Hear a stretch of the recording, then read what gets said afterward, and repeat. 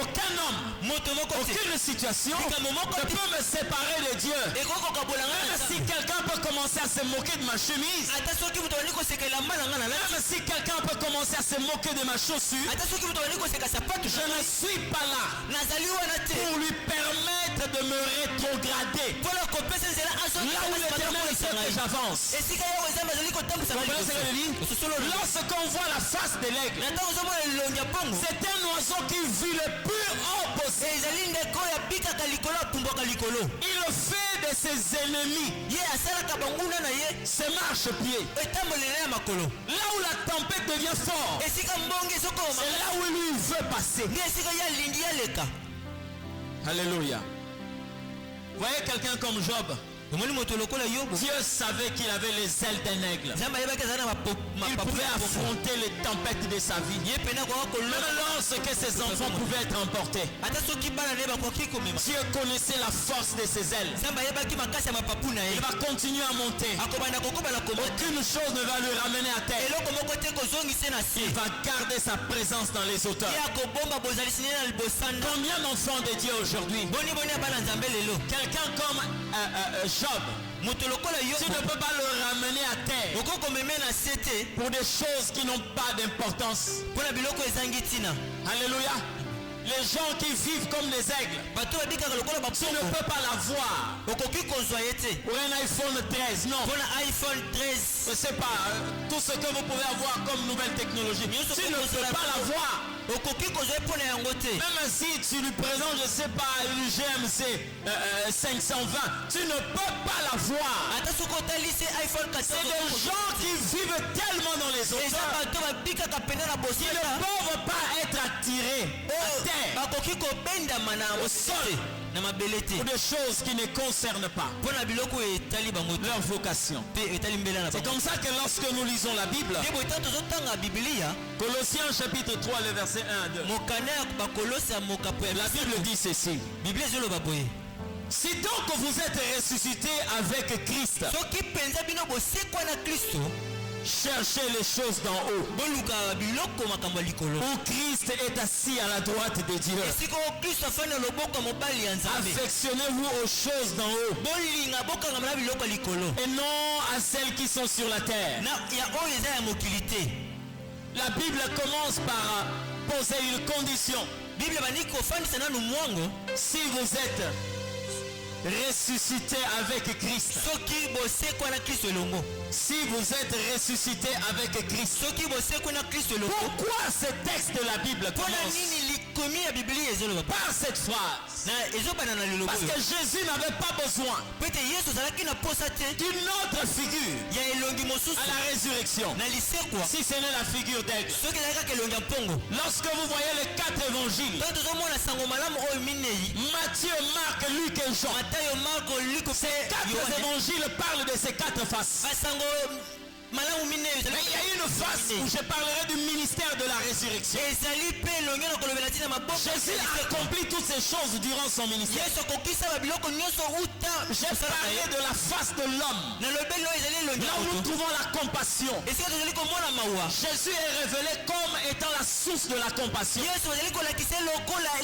En lisant la Bible, vous entendez la Bible dire Jésus, compassion d'eux. Il le guérit, il le ressuscita, il le nourrit. Ça c'est le ministère de l'homme. Il est révélé encore comme étant l'agneau de Dieu. Ça c'est le ministère du bœuf. Parce que l'agneau est un herbivore. Dans sa qualité de serviteur, il a servi sans pour autant ouvrir sa bouche. Le même Christ est vu aussi dans sa qualité de lion, le roi. J'aime le Seigneur parce que bien aimé, il n'est pas né comme un agneau. Vous comprenez ce que je dis? Jésus nous a révélé quelque chose de très important. Il est né grand. Je dis bien Il est né dans la grandeur. Mais pendant qu'il grandissait, il diminuait. Comment vous pouvez expliquer qu'à la naissance, les mages ont dit où est le roi qui vient de naître? Ils n'ont pas parlé d'un prince, mais ils ont parlé d'un roi. Alors, lorsque vous regardez dans la figure de ces animaux, le roi c'est le lion. On ne parle même pas d'un lionceau, mais on parle d'un lion. Où est le roi qui vient de naître? C'est-à-dire, il est né grand. Mais le jour où il commence le ministère, Jean-Baptiste lui dit, voici l'agneau de Dieu. Or l'agneau, c'est le petit. Vous comprenez ce qu'il dit? Donc là, à la naissance, il est grand. Mais quand il commence le ministère, il est petit. C'est comme ça que je dis, pendant qu'il devait grandir, il diminuait. Vous comprenez ce que je dis? Ça, c'est le Christ. Dans son ministère en tant que lion. Mais même lorsqu'il est mort, lorsque Pilate est en train de dire celui-ci est le roi des Juifs, Pilate est en train de révéler que c'est fini la face de l'agneau. Parce que vous allez voir dans le livre d'Ézéchiel, prenez Ézéchiel chapitre 1, le verset 10. Prenez Ézéchiel chapitre 10. Vous allez voir les mêmes animaux. Ézéchiel a été visité pour la deuxième fois. Au chapitre 10. Et là au chapitre 10, la Bible dit ceci. J'ai vu ces animaux qui étaient sous le trône de Dieu. Ils avaient chacun une face d'homme, une face de lion, une face d'aigle. Mais la quatrième face, il dit une face de chérubin. Oh, là où il devait y avoir une face de bœuf, il n'y en a plus au chapitre 10. Pourquoi? Parce que le bœuf, c'est l'animal qui était présenté pour les sacrifices. Quand le sacrifice prend fin, on remplace la face du bœuf par la face du chérubin. C'est-à-dire celui qui brille. Le sacrifice est fini. C'est comme ça là que lorsque vous voyez le Christ dans sa forme glorifiée, je dis bien dans sa forme glorifiée, Jean a dit, je l'ai vu, il avait une face qui brillait comme le soleil, plus que le soleil au midi. Il avait une tête toute blanche, les yeux qui brillaient, et il avait une langue qui sortait comme une épée à double tranchant. Jean avait l'habitude de voir Jésus. Il avait l'habitude de poser sa tête sur la poitrine du Christ. Mais le jour où il a vu la face du glorieux Seigneur, il est tombé à terre comme quelqu'un qui n'avait pas de main. Parce que le temps du sacrifice était fini. Mais lorsque je parle du ministère de l'aigle, c'est à la résurrection. Pourquoi? Parce que quand Jésus est arrêté, il est arrêté comme un bœuf. Esaïe parle d'un agneau. Il va plus loin, il dit même comme une brebis. Il est arrêté. Mais en l'arrêtant, on devait passer à une autre vitesse. Parce que celui qui va le crucifier, il va révéler quelque chose. Je te parle ici de ce ministère d'aigle. Qu'est-ce qu'il fait? Lorsque l'aigle atteint la vieillesse, il fait quoi? Il cherche une grotte. Il va se placer là dans les airs. Il cherche une grotte. Il calcule la hauteur, l'altitude. Et quand il repère le rocher là où il peut entrer, où personne ne peut arriver, il va y entrer. Et l'aigle va commencer à se déplumer. Il va enlever toutes ses plumes. Et il reste chauve. Je dis bien chauve. Et ça va vous étonner. Il y a une partie où l'aigle n'arrive pas à enlever ses plumes. Comprenez ce que je dis? Il y a une partie. Il peut enlever toutes les plumes. Parce qu'il utilise quelquefois ses ongles. Son bec. Il y a un endroit là-haut. Il ne peut jamais enlever ses plumes. Au niveau de sa tête et à ce niveau. Vous comprenez? À ce niveau. C'est comme ça que vous allez voir. Le Christ pouvait être crucifié nu. Mais parce que c'est un aigle qui était là, on pouvait lui enlever tous les habits, mais sauf ce qui cachait le sexe. On a laissé là, à la croix.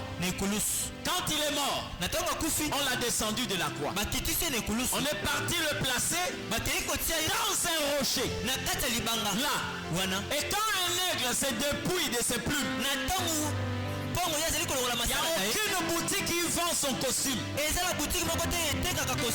aucune boutique, je dis bien aucune boutique, qui vend ses plumes qu'il va porter. Les plumes qu'il portera sort de lui-même. C'est comme ça que vous allez vous rendre compte. Jésus est ressuscité. Au moment où aucune boutique n'était ouverte, aucun tisserand ne pouvait lui apporter même des habits pour se vêtir. Il n'avait pas besoin des bandelettes qu'on avait placées sur son corps. Personne en Israël s'est rendu compte que sa robe était perdue. Personne. Ça veut dire que celui qui est ressuscité avait la possibilité de sortir ses propres habits. Vous comprenez ce que je dis? Il avait cette possibilité de se couvrir lui-même. Et quand Marie l'a vu, il ne l'a pas vu nu. Il était habillé. Et Marie l'a confondu à un jardinier. Seigneur, est-ce que c'est toi? Est-ce que c'est toi qui a pris mon Seigneur? Est-ce que c'est toi qui as enlevé le corps de mon maître? Il ne savait pas qu'elle était en train de parler au Seigneur.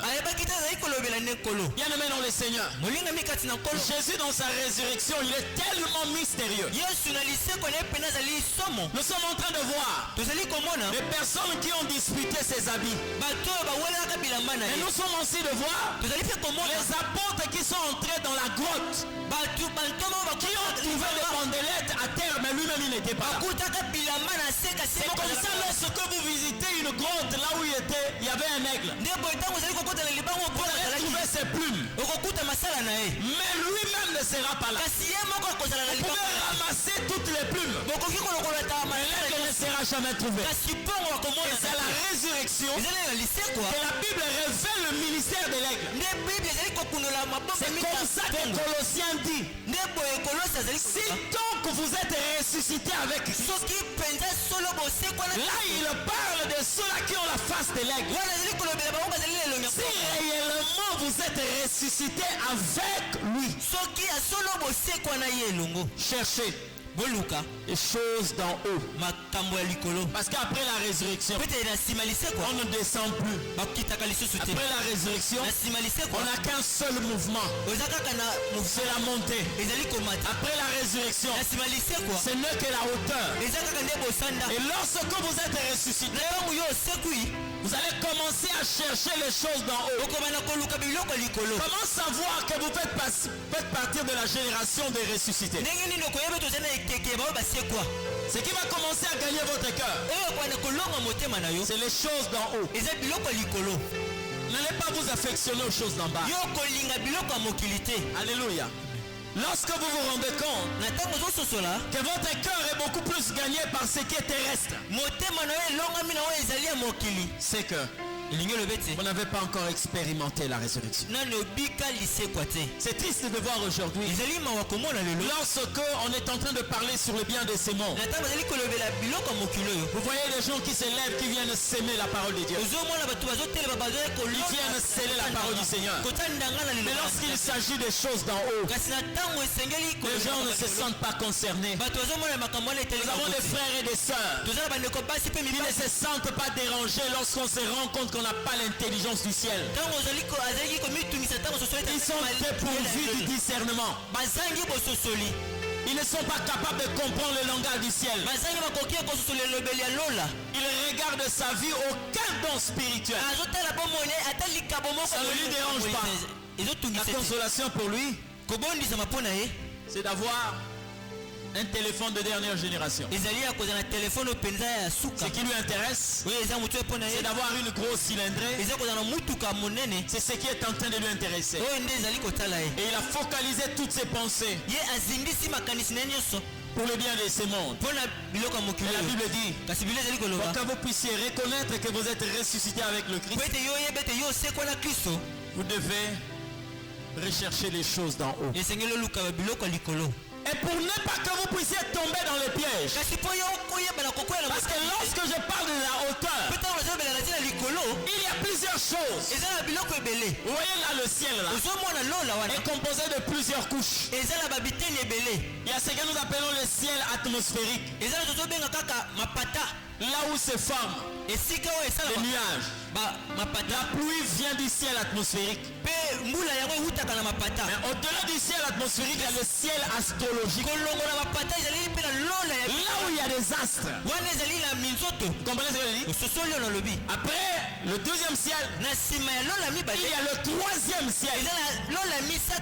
Là où Paul a été conduit. Mais la Bible dit, les choses que vous allez rechercher sont les choses d'en haut.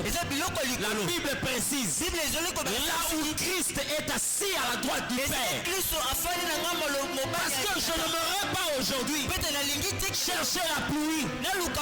Non, non. Plusieurs personnes ont cherché la pluie. C'est la bénédiction. C'est vrai. Mais plusieurs n'ont pas atteint le trône de Dieu parce qu'ils se sont arrêtés au niveau de la pluie. Et nous avons une église aujourd'hui qui vient pour rechercher la pluie. Mais ne sachant pas, au-delà de la pluie, il y a le ciel atmosphérique, non astrologique, là où nous trouvons les étoiles. Certaines personnes veulent aussi ce ciel-là. Ils veulent être comme Joseph. Oui, être une étoile qui reçoit la prosternation. C'est bien. C'est pourquoi plusieurs personnes n'ont pas compris le message du ciel astrologique. Ils ont cru être là où est Dieu. Non. Au niveau du ciel astrologique, c'est là où le diable a placé son trône. Le diable a placé son trône au niveau du ciel astrologique, le ciel des étoiles. C'est là où est le diable. Comme ça que beaucoup d'enfants de Dieu, ils ne comprennent pas le message de ce ciel-là. Quand ils atteignent une certaine hauteur, ils croient que c'est Dieu. Non, non. Bien, mais laisse-moi te dire. Tu dois être une étoile qui monte là où est le roi. Et éviter d'être une étoile qui reçoit la prosternation. Tu dois être une étoile qui monte là où est le roi.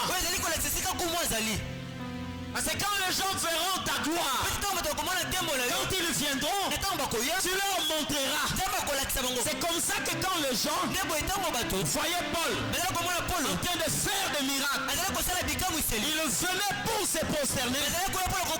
Paul déchirait ses vêtements. Il dit, ce n'est pas moi.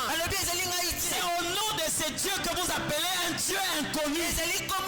C'est en son nom que ces hommes ont été guéris. Alléluia.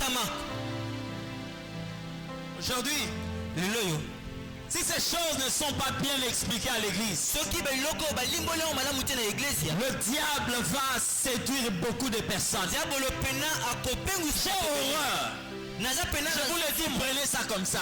J'ai horreur que les gens parlent de Dieu dans une affaire où c'est le diable qui est aux commandes. Certaines élévations ne viennent pas de Dieu, parce que Dieu n'est pas un menteur. Dieu n'est pas un voleur. Dieu n'est pas un tueur. La Bible dit qu'il est lumière en lui, il n'y a point de ténèbres. Dieu ne passe pas par le mensonge pour prêcher la vérité. Comprenez ce que je dis? Jamais. Aujourd'hui, lorsqu'on nous présente une étoile, les gens peuvent vous dire l'élévation vient de l'Éternel. Oui, mais quel type d'élévation? Quel type d'élévation? Parce que le problème n'est pas seulement que vous puissiez vous retrouver dans les auteurs. Le problème c'est de savoir quelle est la main qui vous a élevé. Quelle est la main qui vous a élevé? En tant qu'enfant de Dieu, lorsque vous reconnaissez une main qui n'est pas celle de Dieu, vouloir vous porter dans les auteurs, vous ne pouvez que réagir comme Daniel. Quand le roi lui a dit, si tu interprètes cette phrase, je te donnerai la 3e place dans le royaume. Le fait qu'il a dit je te donnerai, Daniel s'est rendu compte, ça ce n'est pas Dieu. L'élévation ne vient ni de l'Orient ni de l'Occident. L'élévation vient de l'Éternel des armées. Écoute-moi très bien. Comment savoir que cette élévation vient du Seigneur? L'élévation qui vient de Dieu s'accompagne de la crainte, de la révérence, de la louange et de l'adoration. Une élévation qui ne vient pas de Dieu s'accompagne des humiliations, des insultes, de honte. Vous comprenez ce que je dis? Ça ne vient pas de l'Éternel. Ça ne vient pas de Dieu. Enfant de Dieu, je veux savoir une chose. Au niveau des étoiles, il y a aussi le trône du diable. C'est là où il a placé son trône. Vous comprenez? Faites attention. C'est pourquoi je suis tellement jaloux des choses qui viennent de Dieu.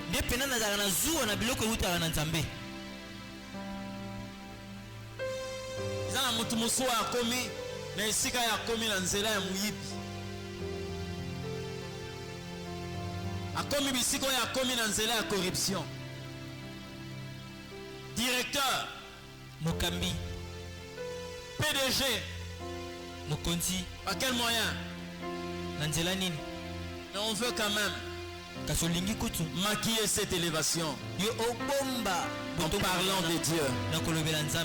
Dieu n'a jamais été corrompu. Dieu n'a jamais été dans la corruption. C'est comme ça que vous allez voir. Lorsque vous aimez le ciel astrologique, il peut vous demander de vous prosterner devant lui pour qu'il vous donne la gloire des cieux. C'est comme ça que beaucoup de personnes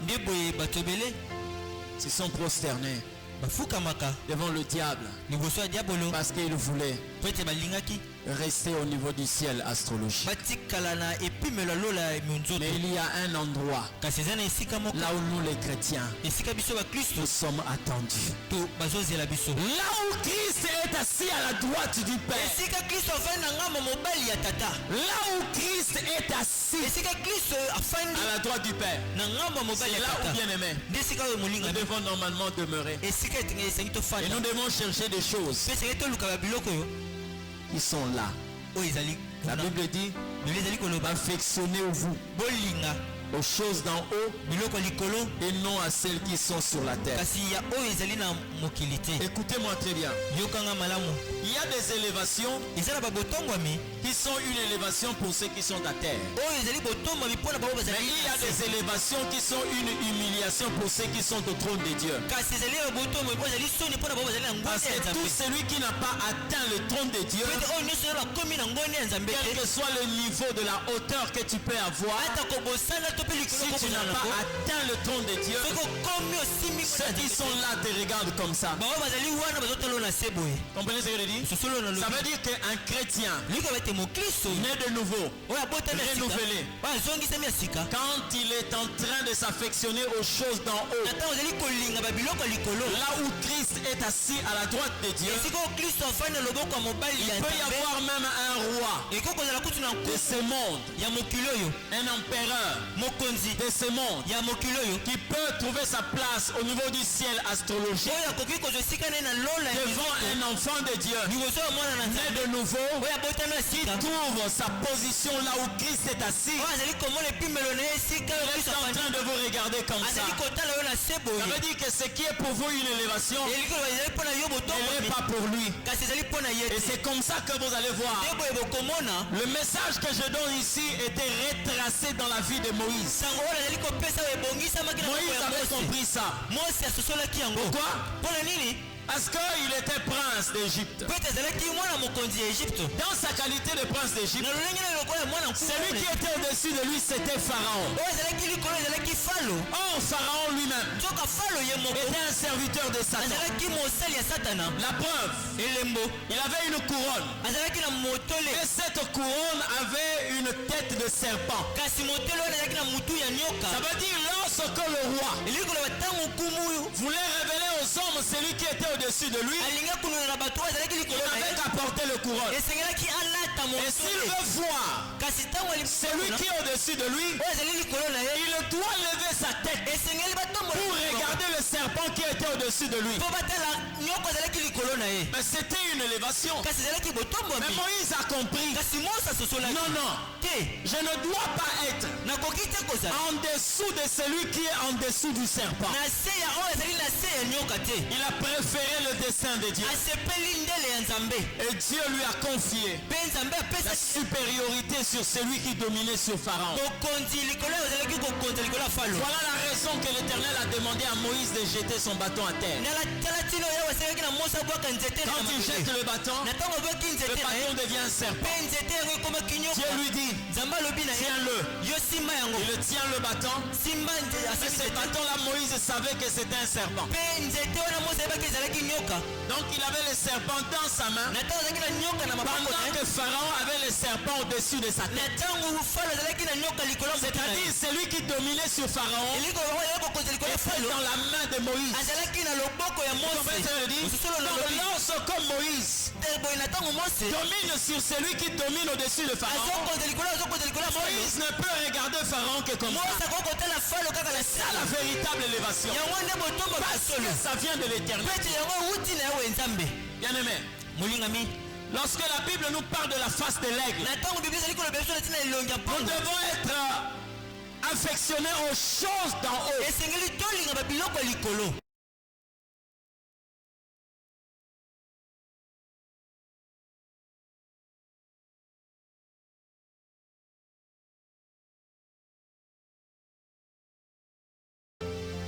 Combien la génération moko ya bato bako boya nzambe pona biloko ya mokili hein ebele ngaso oyebi ko wa muyibi ato comme directeur d'entreprise ko présentera tel roi pasteur na yo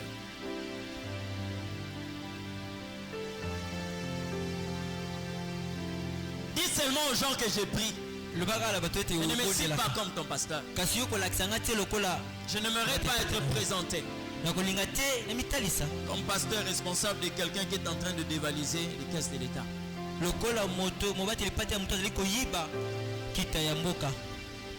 Amen. Je n'aimerais pas être présenté comme le pasteur d'un homme qui est en train de finir toutes les jeunes filles de Kinshasa. Non. Je préfère encore cette maman qui vend de charbon, qui marche dans la sainteté. J'ai la fierté d'être présenté comme son pasteur. Parce que je sais que celle-là est une fille du royaume. Alléluia. Amen. Au-delà de la forme, il y a le fond. C'est-à-dire la vie de l'aigle. Parce qu'aujourd'hui, on peut aussi sculpter un aigle ici. Mais le problème, c'est que quand on amène par exemple une marmotte ici, un lapin, cet aigle-là va être là en train de regarder ces lapins. Mais oh, le véritable aigle, lorsqu'il voit une marmotte, lorsqu'il voit par exemple une lièvre, qu'est-ce qu'il fait? Il tombe sur la proie et il va la déchirer. Ça veut dire quoi? Aujourd'hui, tu es capable de comprendre si tu n'es aigle que de forme ou de fond. Je l'ai dit même ici. On peut trouver des parcelles où il y a des sculptures d'aigles. Mais ces aigles ne sont que des aigles de forme. On peut amener même un chien malade. Aux yeux de cet aigle-là, il sera incapable de tomber sur cet animal. Maintenant regarde comment est-ce que toi tu peux comprendre que tu n'es qu'un aigle de forme. Quand Jésus dit allez partout dans le monde, faites et toutes les nations mes disciples. L'aigle a une capacité d'amener n'importe quelle espèce dans la dimension où il vit. Si vous voyez un lapin commencer à survoler, sachez bien qu'il y a un animal ailé qui est en train de le transformer. Donc il peut y avoir, un jour vous voyez une marmotte survoler, ça dit que c'est un aigle qui lui donne l'opportunité d'arriver là où l'aigle vit. J'ai vu beaucoup de documentaires. Vous voyez même un poisson arriver là au-dessus des montagnes, là où on ne peut trouver qu'un aigle, mais on trouve là un poisson qui l'a amené là-bas. C'est un aigle. Bien aimé, vous savez, il est difficile de voir un aigle qui tombe dans une rivière et qui tombe sur un poisson. Et ce poisson-là l'amène dans les profondeurs. C'est plutôt lui qui va amener le poisson dans les hauteurs. Ça veut dire que les chrétiens, nous avons une nature. Moi quand je tombe sur un païen, je dois l'amener dans le royaume où je vis. Et jamais tu verras un païen m'amener dans le royaume où il vit. Jamais. Jamais. Pour te rendre compte que tu n'es qu'un aigle de forme, comment réagis-tu lorsque tu es en face de quelqu'un et tu reconnais avoir des cheveux noirs, mais il a teinté ses cheveux en bleu, ici en jaune, et vous regardez sa face, c'est un homme mais il a des piercings partout. Voyez son pantalon, Il n'a même pas la possibilité de mettre sa ceinture. Le pantalon est là. Regardez sa démarche. C'est comme quelqu'un qui a perdu le fémur. Regardez la manière dont il est en train de marcher. Mais quelle est ta réaction? Parce qu'un aigle, quand il voit une proie, hein? Il tombe sur la proie pour l'amener dans les hauteurs. Montre-moi le nombre de proies que toi tu as converti. Ça fait combien de temps que toi tu es dans le Seigneur? Montre-moi les proies que toi tu as dévorées. C'est comme ça que vous allez voir plusieurs poissons se retrouvent dans les aigles. Plusieurs animaux se retrouvent aussi dépiécés dans les airs. C'est-à-dire ils cessent de vivre dans l'eau. Ils commencent à vivre dans l'estomac d'un aigle. Et ils commencent à fréquenter les airs comme lui. Bien aimé dans le Seigneur. Est-ce que tu es un aigle de forme ou de fond? Quelle est la vie que tu mènes? Pour que nous puissions demeurer dans la présence de Dieu, nous devons extérioriser, manifester ces choses. Mais comment l'aigle réussit sa mission? Comment l'aigle réussit à mener sa vie? 4 éléments. 4 éléments. La première des choses, vous allez le noter, c'est la force de ses ailes. La force de ses ailes. Ses ailes sont capables de supporter et d'affronter les vents. C'est comme ça que vous le voyez, il arrive là où aucun oiseau ne peut arriver. Voyez l'autruche? Connaissez l'autruche? L'autruche est grande. Mais ses ailes ne peuvent même pas être comparées aux ailes d'un aigle. Là où vole l'aigle, si vous lâchez l'autruche, il va mourir. Ce qui fait que l'aigle soit aigle, d'abord la force de ses ailes. La force de ses ailes. Il n'a pas des ailes qui lui permettent seulement de transporter son propre corps. Non. Il a les ailes qui lui permettent même de transporter un autre corps.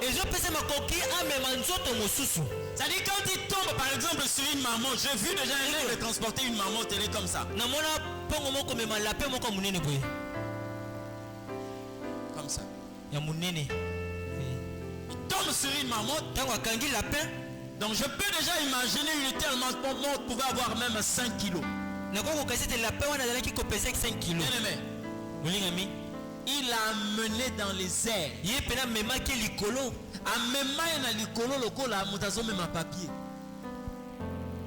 Donc na poa na ye na poa nyama oyo azo matanango na mapapua matinango likolo jusqu'à ce qu'il a mené sur sa montagne. Quelle force! Quelle force! Tu as besoin d'avoir des ailes résistantes. Dans un moment, quelquefois, à se décourager.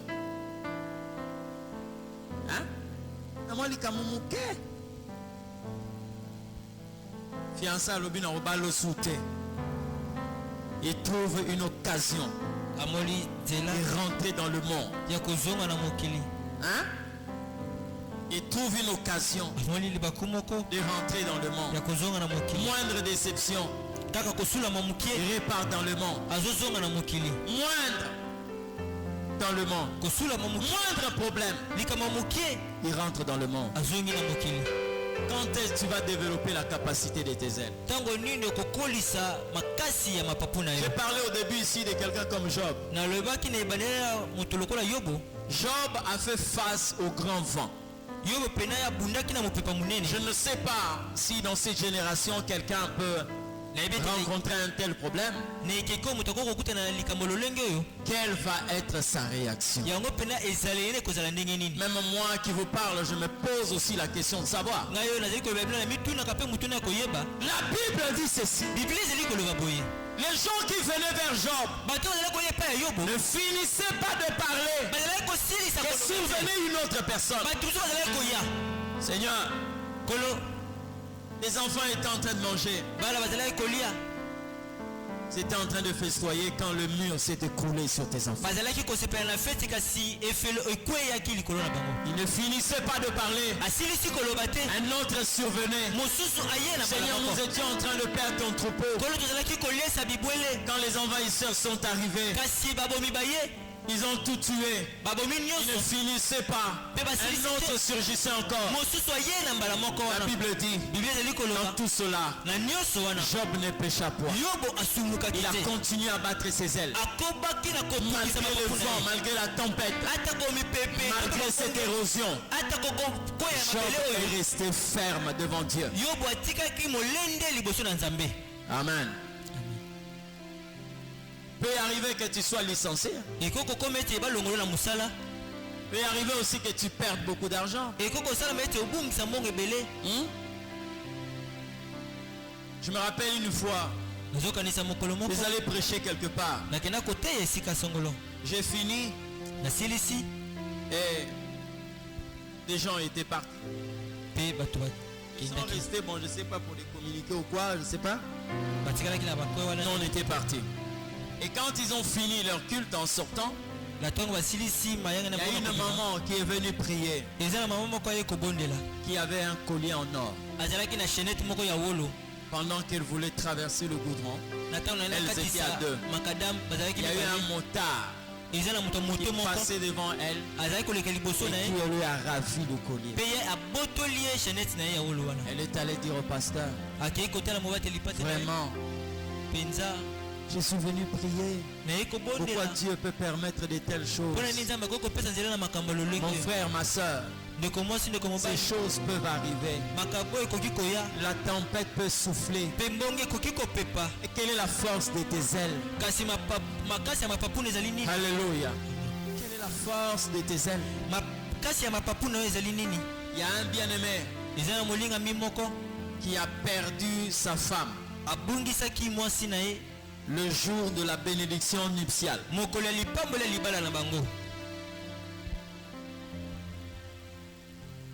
On est allé d'attendre la mariée. On attend la mariée. Pendant que le marié est là avec ses amis, sa famille, on attend la mariée pour aller à l'église. On vient leur apprendre que la mariée a connu un accident mortel et n'a pas survécu. Elle n'a pas eu autre mot que de dire que l'ami fidèle et tendre nous avons en Jésus-Christ. Vous connaissez l'auteur de cette chanson? C'était à cette occasion. Là encore, je venais même d'apprendre, c'était au début du mois de janvier. Il y a un frère qui a perdu sa femme le jour du mariage civil. Ici. La femme était bien portante. Ils sont venus. Elle dit que je suis en train de sentir les étouffements. Pendant qu'on est en train d'attendre là-bas, les gens ont déjà acheté des sifflets, des bombes de fête, tout ce que vous pouvez avoir, des fleurs et tout. Elle demande qu'on puisse essayer un peu de dégager un peu sa robe. Alors c'était le jour de son départ. On a tout dépensé, on a tout préparé. Pendant que l'officier de l'état civil est en train de les attendre. La femme part. La famille de la femme est en train de pleurer. On a essayé de réanimer sans succès. Quelle tempête. Quel vent. Mais Dieu reste fidèle. Alléluia. Qu'est-ce qui permet à l'aigle de mener sa vie? La deuxième des choses, ce sont ses yeux, capables de voir loin. Capable de voir loin. Et lorsqu'il voit loin, il mesure et il calcule. Je vais vous expliquer comment est-ce qu'il est rendu efficace dans son travail. Lorsque l'aigle veut voir loin, il diminue la taille de ses paupières. Comprenez? Quand vous voyez un aigle faire ça, c'est qu'il est en train d'augmenter son objectif. Quand il ouvre grandement ses yeux, il voit une certaine distance. Mais s'il diminue la taille de ses paupières, il commence à voir très loin. Et quand il voit très loin, lui n'a pas besoin de descendre pour voir. Mais quand il veut bien voir, il monte dans les hauteurs. Il diminue seulement la taille de ses paupières. Là, il voit très loin. Et quand il voit, même il peut y avoir un lapin. Dans une brousse, il est en train de voir clairement. Il calcule déjà. Il calcule la distance. Il calcule la vitesse. Qu'est-ce qu'il fait? Il va embrasser son propre corps, c'est-à-dire il met les ailes sur lui-même. Commence à descendre comme une pierre. Tu ne vas pas te rendre compte. Parce que quand il fait ça, l'ombre peut être vue de l'animal qu'il veut attraper. Il va effacer les traces.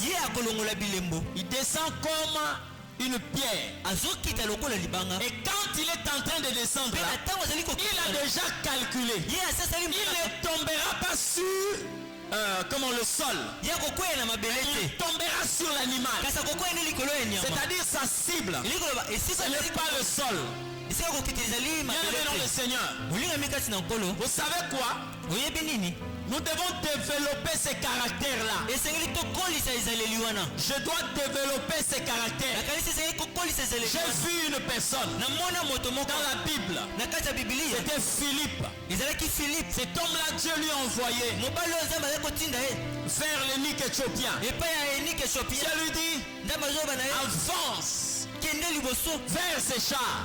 Or, l'énigme éthiopien, c'était l'intendant de la reine d'Éthiopie.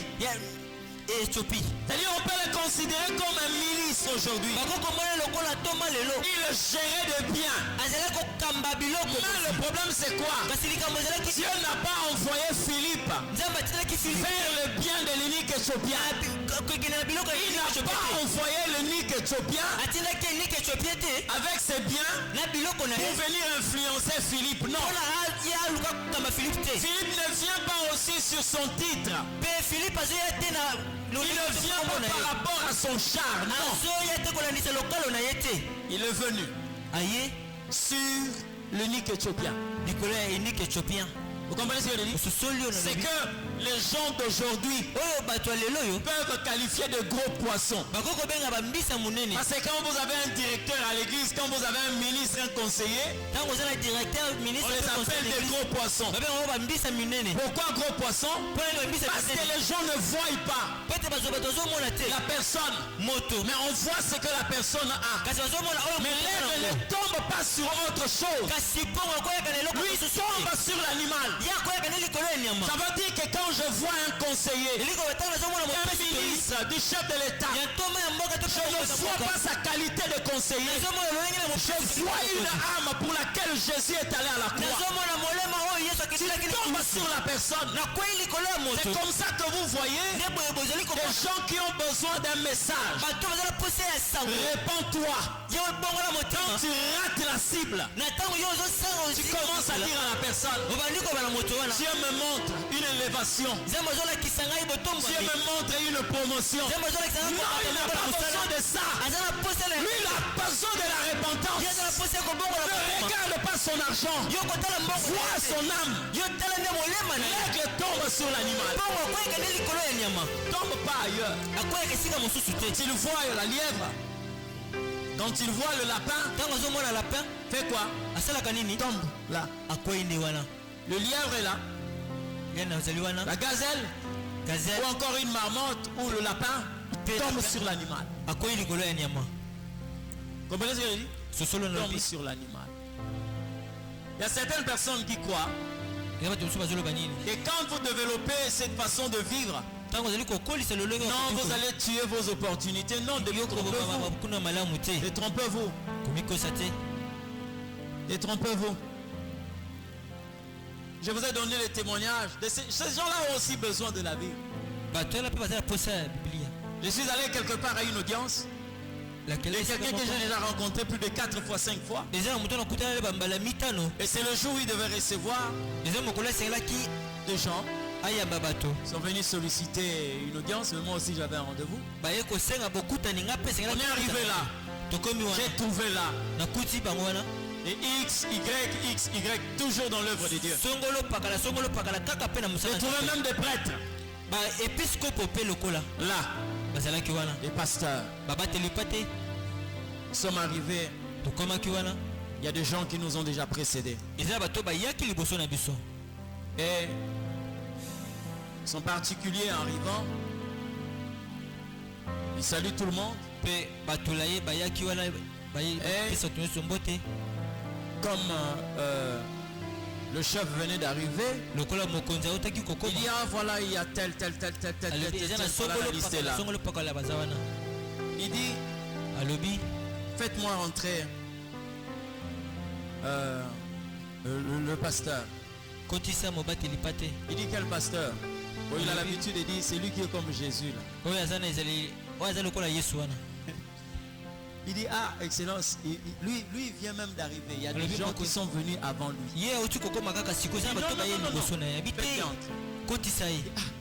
Excellence, les gens vont dire non, j'ai dit fais-les d'abord entrer. Vous savez ce qu'il a dit? Il dit certains qui viennent ici pour leurs problèmes. Mais lui il vient souvent ici pour mon problème. Il a souvent l'habitude de me dire des choses que les autres ne me disent pas.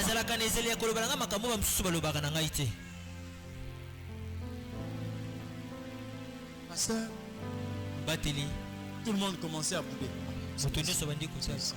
D'autres aussi ont dit bon, peut-être que ça va monde et lui-même en train de dire ah, les gens vont me prendre quelqu'un d'injuste. Oh, c'est lui-même qui m'a dit. J'ai insisté pour que vous puissiez être même la 4e ou la 5e personne.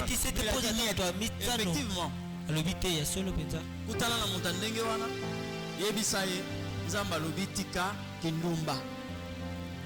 Nous avons besoin de Miché.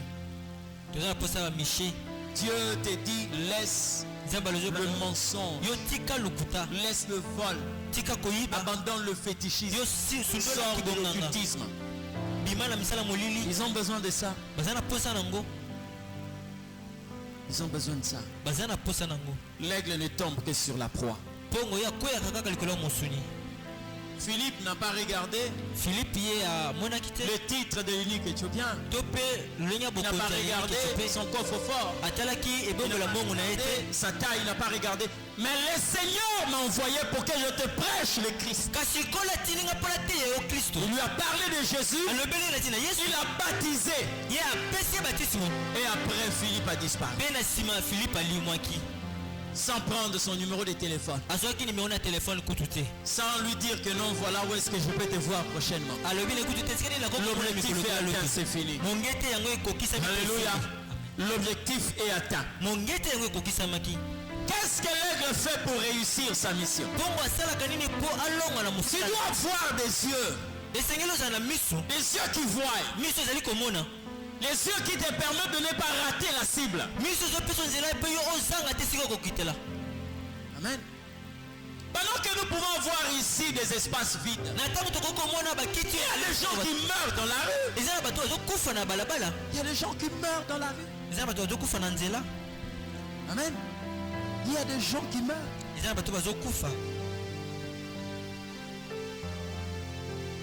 Le chrétien lui-même a été gagné. Mais il est gagné pour devenir un perdant. Vous savez comment? Parce que si aujourd'hui je me dis que je ne ferai plus rien pour le Seigneur, lorsque je ne veux pas continuer la vie que j'ai reçue de la part de Dieu, au lieu d'être un gagnant, je deviens un perdant. Parce que la seule dette que chaque chrétien a, c'est ce que lui a reçu. Tel que je suis, pour que je sois devant vous, il y a quelqu'un que Dieu a envoyé pour me parler de Christ. Je dois aussi amener d'autres personnes à la vie qu'une autre personne a apportée en moi. La seule tête que j'ai, c'est de faire des païens ce que le Seigneur a fait de moi. C'est la seule dette que j'ai dans ce monde.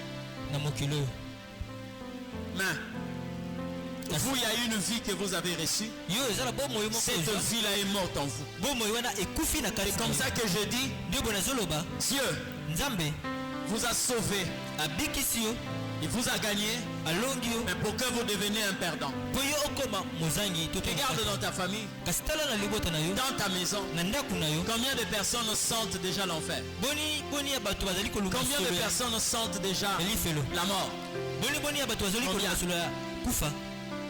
Il y a des moments, quelquefois, on perd la vie parce que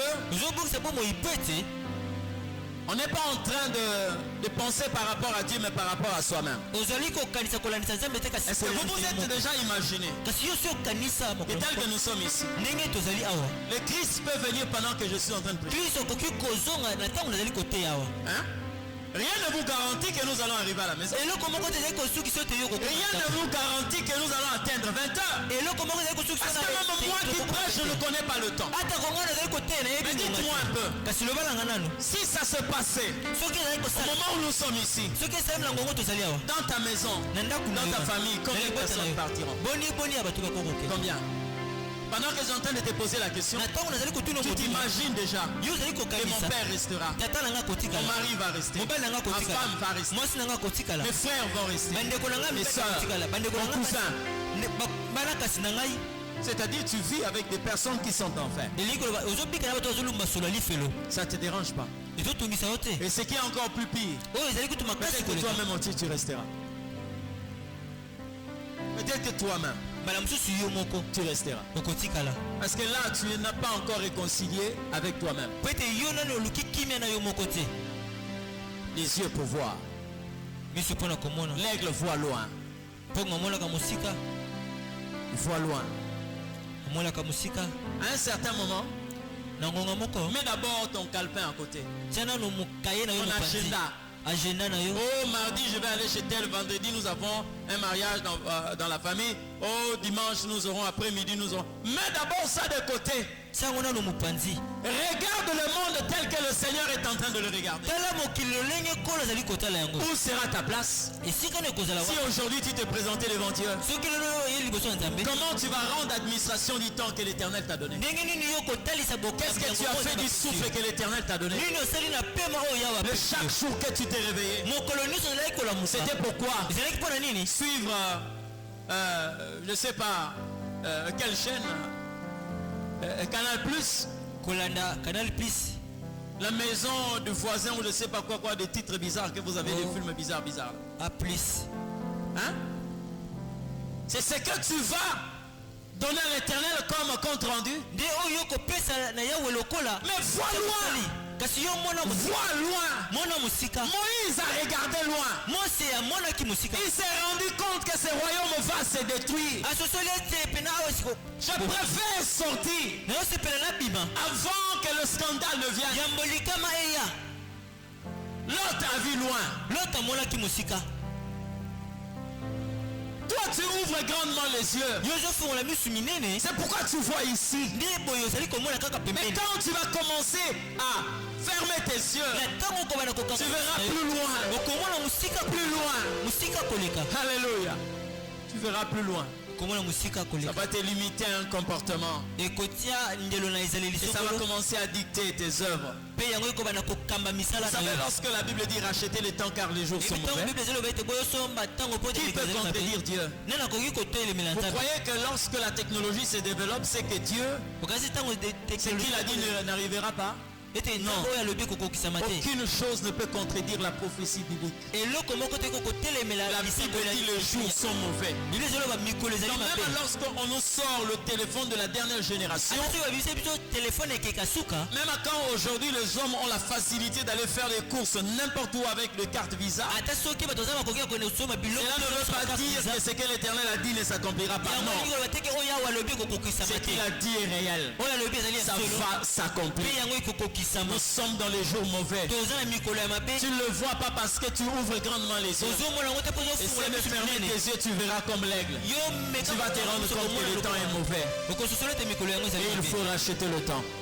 La troisième des choses, qu'est-ce qui fait que l'aigle soit efficace? C'est serre. Non. Les ongles, oui. Les serres. C'est tellement puissant. Comment l'Éternel a voulu que cet oiseau puisse exister? Ces serres ont la forme d'un crochet. Comme ça. Oui. Main. Lorsqu'il tombe sur une proie, il ne doit pas poser ses serres, ses pattes.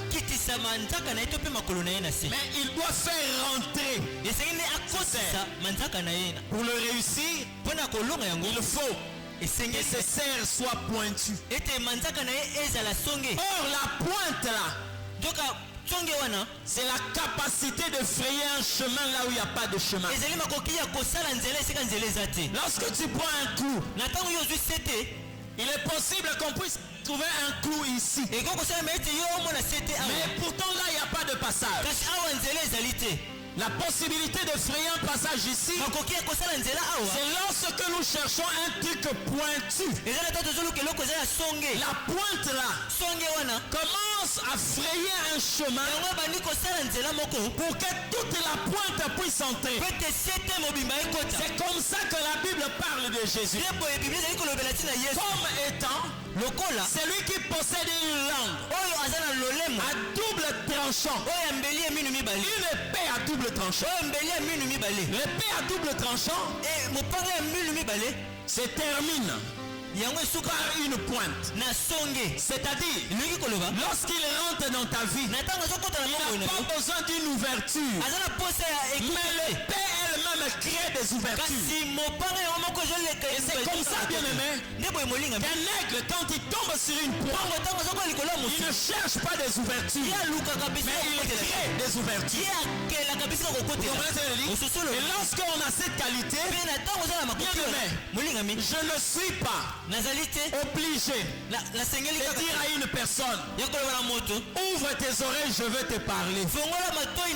Même avec des oreilles fermées, je te parlerai de la part du Seigneur. Et même quand tu as bouché tes oreilles, l'évangile va te pénétrer. Parce que Dieu ne parle pas seulement avec la voix, mais il parle aussi avec la main. Alléluia. Lorsque l'aigle fonctionne, il a besoin de ses serres. C'est tellement pointu, quand il pose sur un animal, ça rentre. Hein? Et un bateau bayaka pour bakanga Yesu. Donne bazawana. bakanga bango déjà matoi depuis bitika batindela bango bokendeka bozwa ye bomema ye baye mpe na baminote na bango na makambo nyonso baki nango baye makambo bamona makambo bayoka biso ezala te mais évangile ekota. Ils ont dit jamais un homme n'a parlé comme lui. Vous savez pourquoi? La Bible dit Jésus ne prêchait pas comme des Sadducéens. Il ne prêchait pas comme des pharisiens. Mais il prêchait comme ayant autorité. C'est-à-dire quand il parle, les démons sortent. Quand il parle, les paralytiques marchent. Quand il parle, les malades sont guéris. Les morts ressuscitent. Quand ils ont vu ça, ils ont dit non. Jamais un homme n'a parlé comme lui. Un aigle, il ne cherche pas les ouvertures. Comprenez ce que je dis? Il ne cherche pas les ouvertures. Il crée le chemin. Soit à côté ici, manzaka boy. Il y a une difficulté à rebondir. Parce que ça, on va accrocher. Ce côté canambique. J'ai vu un aigle. J'ai suivi un documentaire où un aigle a pris un python. Hein? Peut-être marmotte bon, les lots, on change de plat. Il est tombé sur un python. Nyoka zo mata, malgré kazo bundana, likolo, nenga kangiye, akena ye ti bana nanga lo bazana lo oliate, na tamboli na moni musute na moni ndeyo. Donc ndengo zaboye, on va te manger. Et on l'a achevé. Il a tué, il a mangé et les aiglons ont mangé. Vous comprenez? Parce que ces cerfs sont tombés là où il y avait le serpent. Vous savez quoi? Ne commets jamais une bêtise. De tomber sur une proie que tu ne peux pas transporter. Je me suis posé la question de savoir pourquoi un aigle ne peut pas transporter un éléphant. Est-ce que Manzara ne soit pas un éléphant ou kota, mais à calculer à l'obité par rapport à poids oyo, moi été. Ça veut dire quoi? C'est quelqu'un qui ne travaille pas pour perdre le temps. Vous comprenez ce que je dis? Ah. Il ne travaille pas pour perdre le temps. Et quand il voit, j'ai eu beaucoup d'émissions, on m'a invité, j'ai dit non. Quel est le synopsis de l'émission? Oh non, nous discutons sur la doctrine. J'ai dit je viens pas. Ah, doctrine, j'ai dit je viens pas. On reçoit 3 hommes de Dieu, on discute sur la doctrine. J'ai dit je viens pas. Ah, Dieu ne m'a pas envoyé pour discuter de sa parole. Il m'a envoyé pour prêcher sa parole. Il y a une différence entre discuter et prêcher. Jésus a discuté avec les docteurs de la loi, mais il a prêché, les gens ont été guéris. Quand il a discuté, à 12 ans, il discutait. On n'a jamais parlé d'une conversion. On a dit seulement que les gens étaient étonnés par rapport à sa sagesse. Mais Moudoumo à Bongwana, à Zate, il était à 12 ans. Et à 30 ans, il a commencé à prêcher. Nous voyons les résultats de la prédication. Parce que Dieu ne l'a pas envoyé pour discuter. Ça veut dire quoi? Il y a des moments où tu pouvais consacrer le temps pour tomber sur une marmotte. Le lièvre. Toi, tu vas aller tomber sur une tortue. Au côté de Samanzara Wapi. Et à Motumoko, asambelaka kala, apemwa. A comment on luka ba verset na Bible pour la recontredire makambo nzambe. Yozo lexa 3 heures na mutandeko.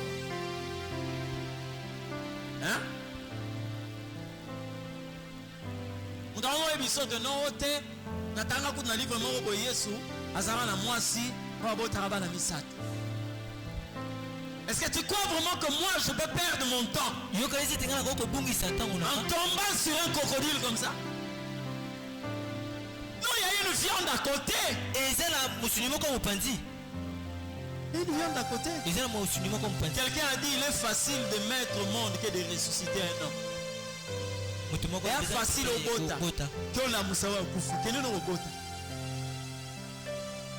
Je ne parle pas dans la dimension d'opération des miracles, non. Vraiment, ils ont la perdition.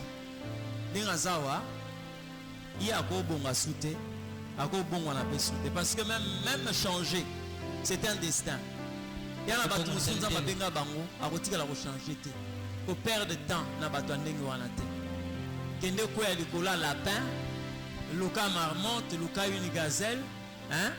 Luka, c'est pas une petite un petit animal et tout. Là au moins tu peux l'amener dans les auteurs. Mais ne perds pas ton temps. Perds pas ton temps. Et la détermination lorsque vous voulez accomplir cette phase d'aigle. Na mona bato baza déterminé na makambo ya koluka ko changer bato. Le roi va témoin de Jéhovah na mona te. Hein? Bien aimé, soki balati yo. Soki balati yo. Même quand tu dis je suis pas, dis-leur que je suis pas. Ils vont faire un tour, bah ouais, aussi prendre toujours le banda. Tour de garde, réveillez-vous. Tour de garde, réveillez-vous. Vous comprenez? Je n'ai jamais vu leur croisade. Mais ils font seulement le porte-à-porte. Ils peuvent prendre le temps, 1 mois, 2 mois.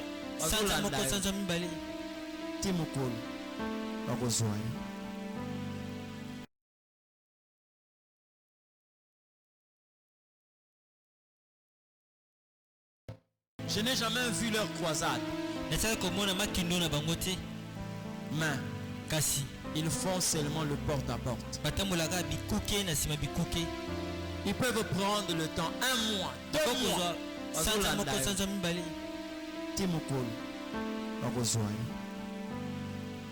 Vous comprenez? C'est l'aigle quand il fait ça, il ne lâche pas, il libère pas. Et c'est la face que Dieu veut que nous puissions montrer. La 4e des choses, c'est son bec. Plus qu'une gilette. Il peut dépiécer un animal avec son bec. On a besoin d'embellité. On a besoin il y a épété son bec. Lorsqu'il t'a pris là,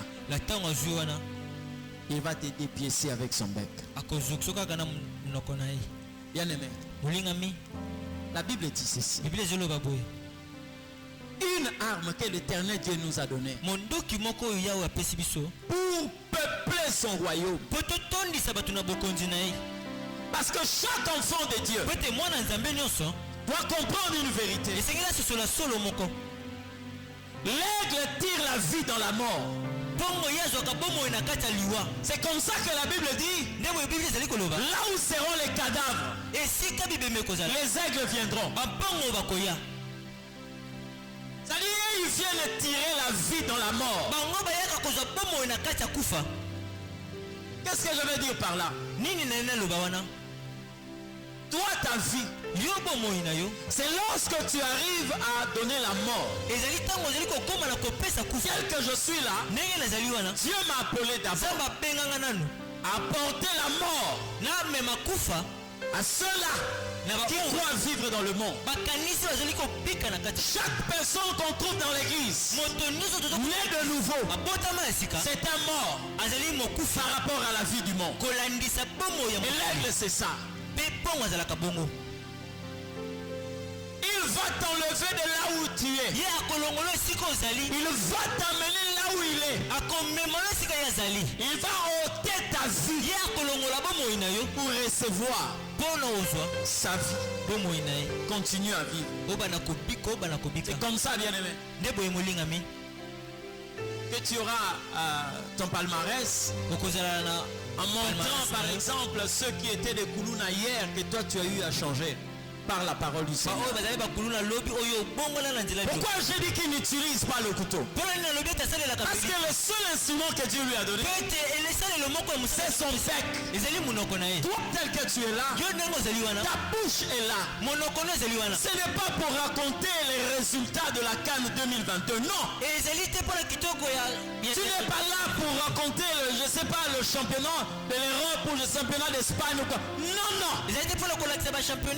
Tel que je suis là, ma bouche c'est la bouche de l'Éternel Dieu. La Bible dit la bouche du sacrificateur, c'est là où on vient puiser la loi. Dans ma bouche je peux dépiécer un mondain. Et je bâtis en lui, par la grâce de l'Esprit, un homme du royaume. L'Éternel veut que nous puissions développer cette face. Les gens qui ont compris qui doivent vivre de la sorte, c'est des gens qui trouvent leur place dans la présence. Ce soir, j'aimerais que tu parles au Seigneur, que tu dises à Dieu, que tu dises au Seigneur, me voici devant toi. Rends-moi capable. Rends-moi capable. Rends-moi digne de toi, Seigneur. J'aimerais manifester cette face d'elle telle que tu l'as déclaré ici. Là où tu es, tu vas élever ta voix. Tu vas commencer à prier. Si tu as entendu cette voix, si tu as suivi cette parole,